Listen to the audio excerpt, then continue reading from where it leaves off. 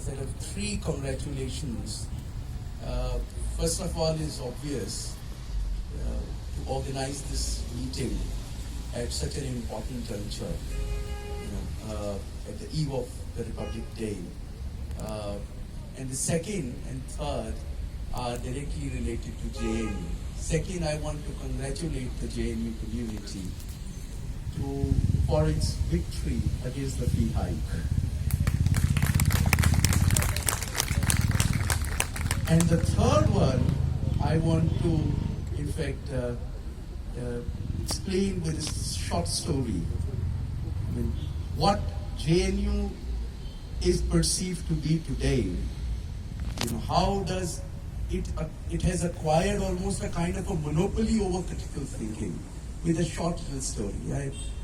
With your JNU TA treasurer, Kalichiti Babu, and some other professors, I was in Bangalore just last week or until a few days ago. And there was a senior computer scientist, 75-year-old, and he made a presentation on, don't laugh, okay, on computers in ancient India. I said don't laugh, but okay. Anyhow, I thought in all my modesty to not treat him as a right-winger, and I stood up with all my humility at my command. I told him that this is an interdisciplinary forum of dialogue. Therefore, I want to explore how a historian in the age of 40s can help a computer scientist in mid-70s.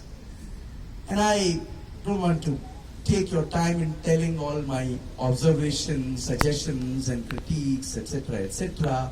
Spoke for about 5 minutes, and almost the entire house was with me. That is immaterial. We broke for lunchtime, and then this elderly gentleman came running to me, took my phone number, did not bother to ask my name, but saved it in his mobile as, and I quote, JNU boy in Bangalore.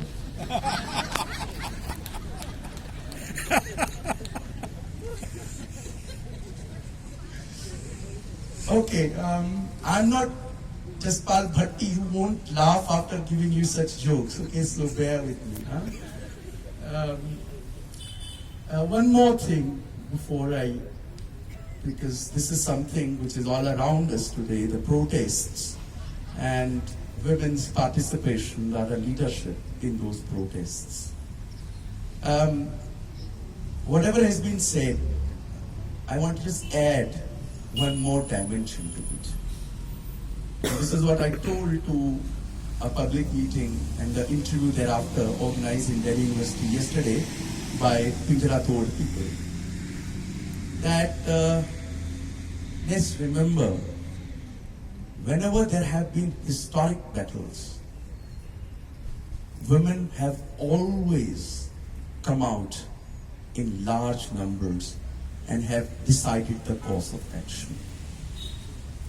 Whether this is the French Revolution of 1789, non-cooperation movement of 1919, the civil disobedience movement of 1930, and I forgot the revolt of 1857, the Quit India movement of 1942. In fact, they were the biggest victims, the largest victims at the eve of independence due to partition of India.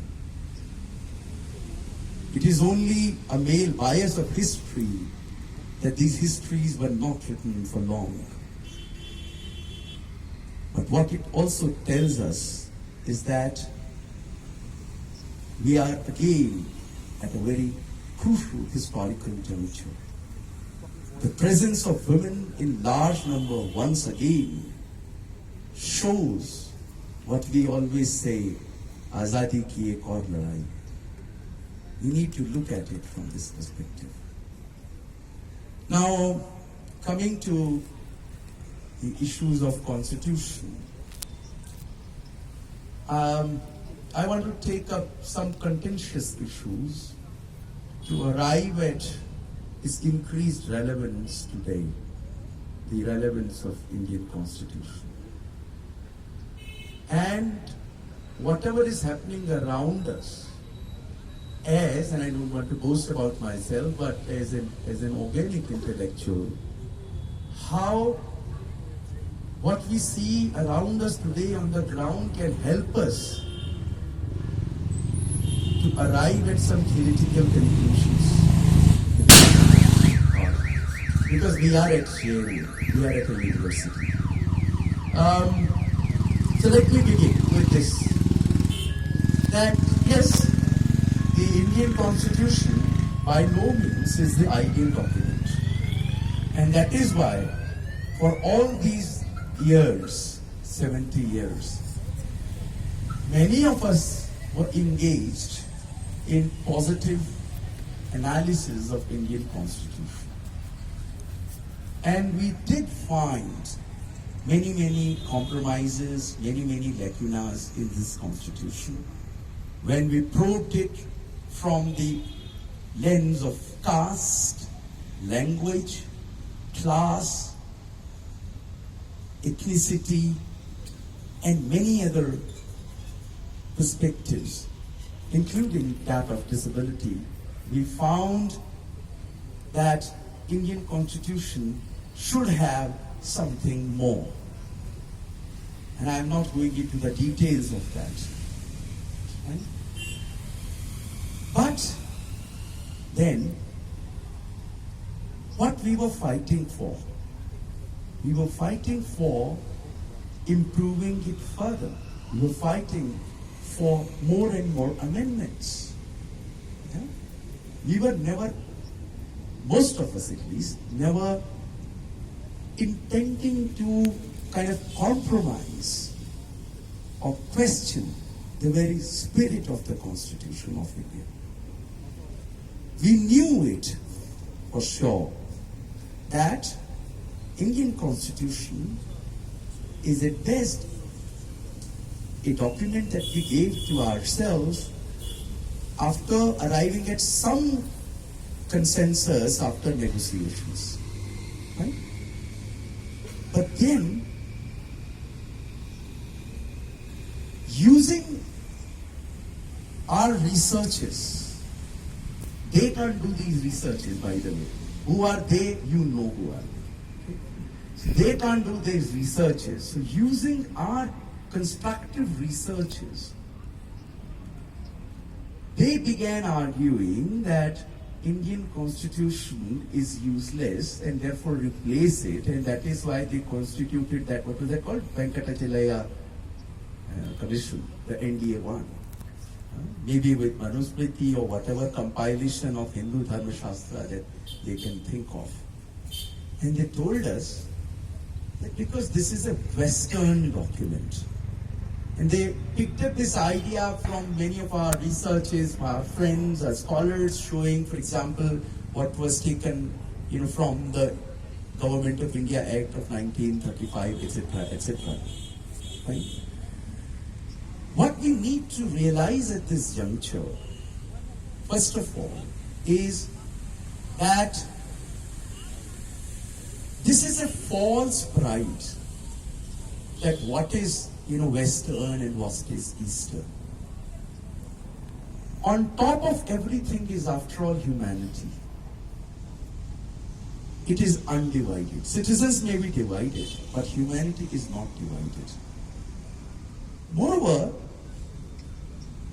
what we find is that at least there are more fundamental sections of this Constitution, the directive principle as well as the part 3, the fundamental rights, and many other parts which could not have been conceivable in any other context other than that of India.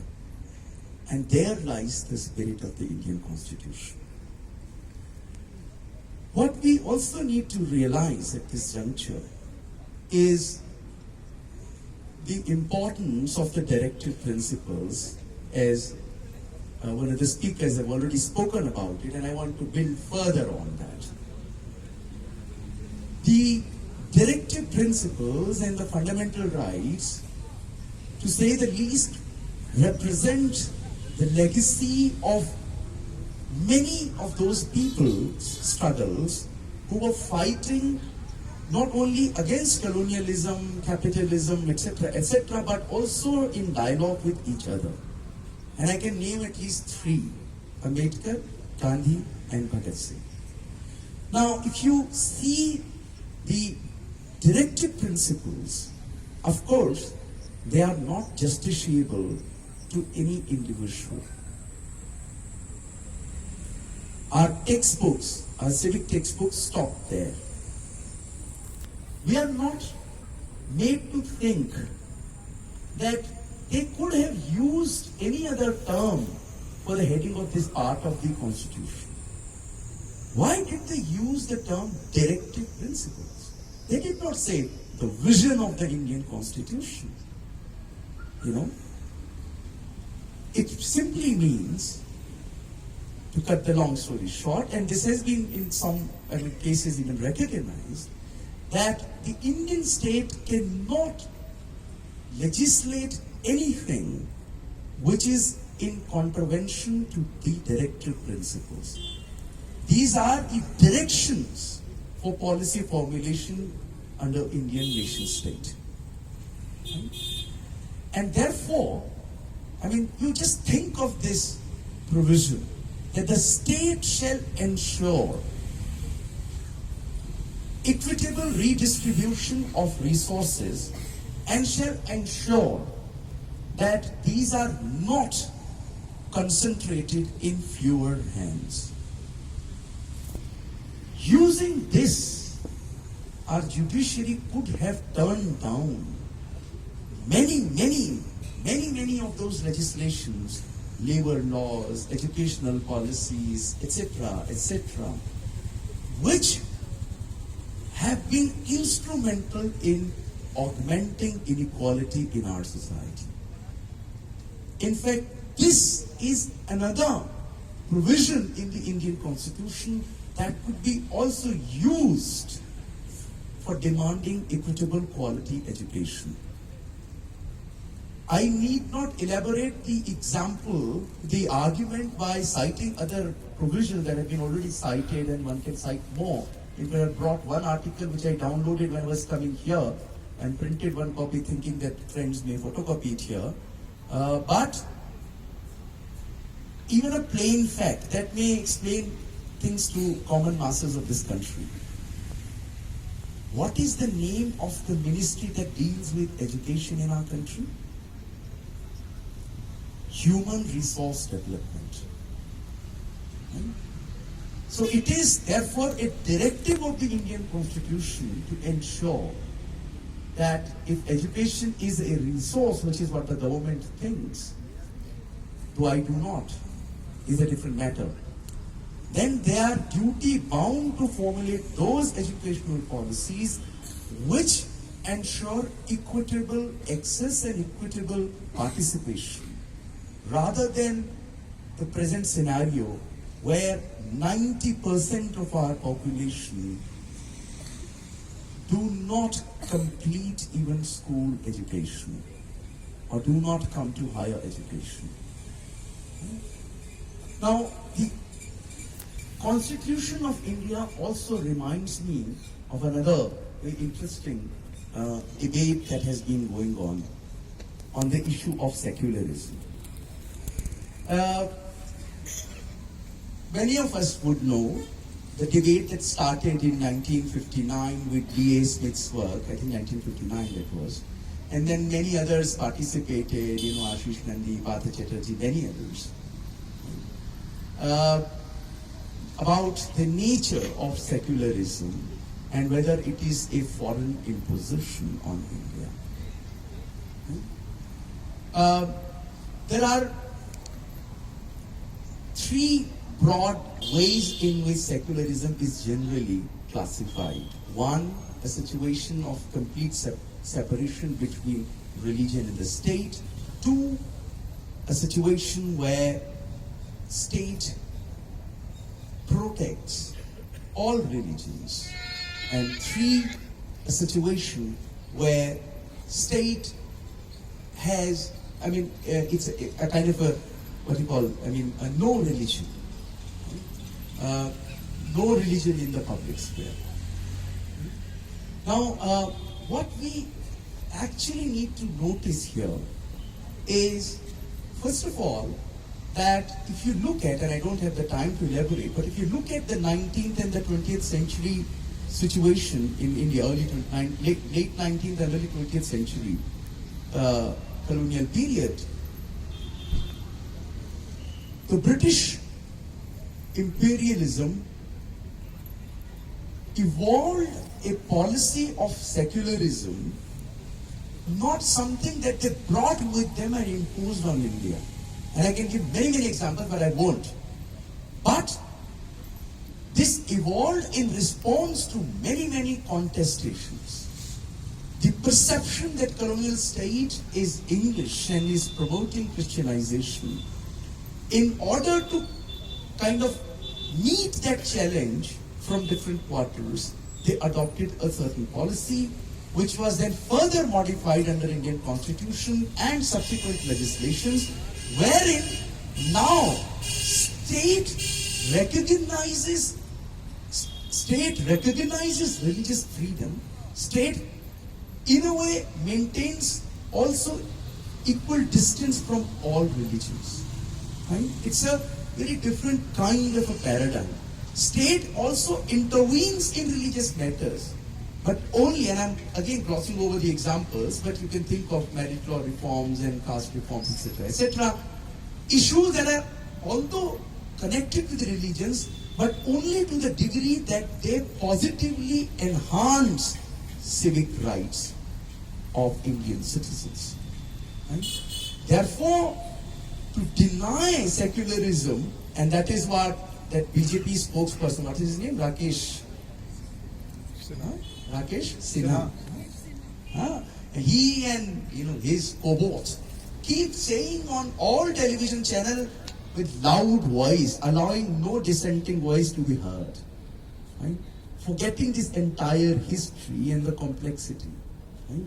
That the Indian nation's model of secularism is even beyond the 3 models that are known to us. The other debate that can again be resolved by seeing what is happening today around us is the debate on the nature of nationalism. Those who read the political theory of nationalism or otherwise would know the debate between the civic nationalism idea and the cultural nationalism idea in the European context. And the debate still goes on, and I take 1 full month to teach that debate. I won't do that for sure here. Now in India too,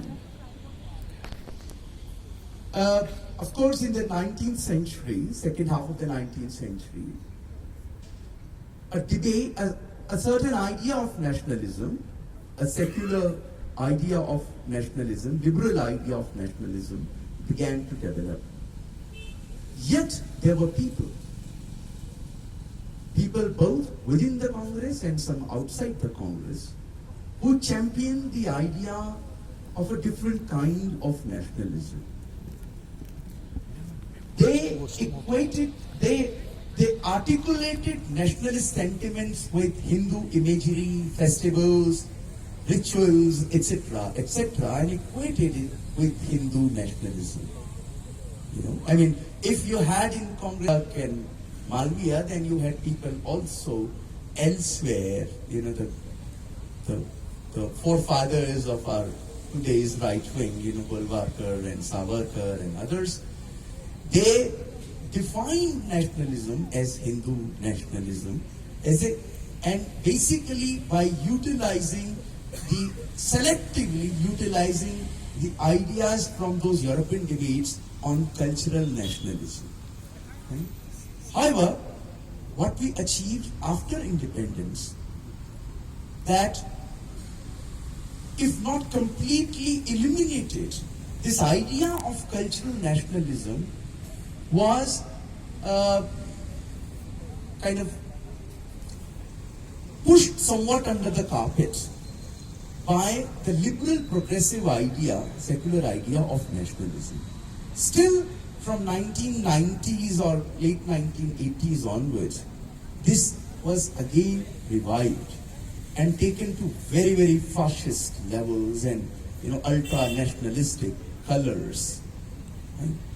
But then, and this is another thing that, in that Bangalore conference, there were people who talked about this older idea of cultural nationalism.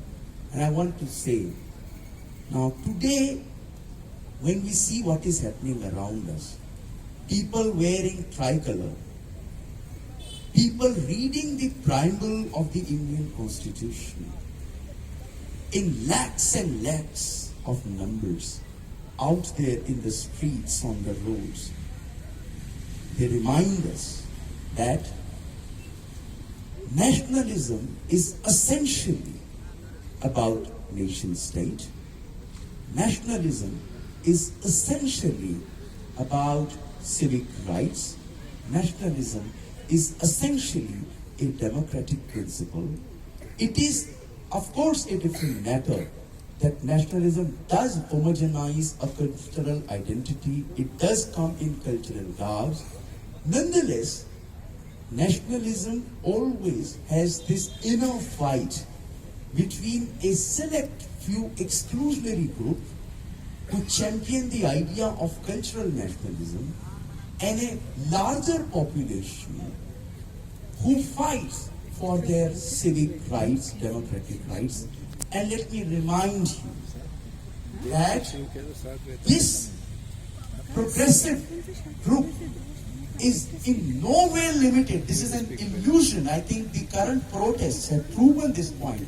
It is merely an illusion that this liberal idea, the progressive idea of nationalism is limited to university academia only. Today, the poorest of poor, the most marginalized, on the street is fighting for that progressive idea of nationalism. Constitution and tricolor have become the symbol of those protests. And then these defenders of Constitution and the tricolors are being portrayed as the enemies of the nation, Tukde gang, Rashtravirodhi, whatnot. I really wonder, should we not ask these people, the yogis of today's political regime, when you say that talking of Azadi is sedition, are you not anti-national? Because it is this Indian Constitution which gave us the fundamental right to expression. If you are, through your power, crushing down those dissents, the right to expression of people, are you against the nation or those who stood in defense of the Constitution and the nation and their fundamental rights? Thanks a lot for giving me this opportunity.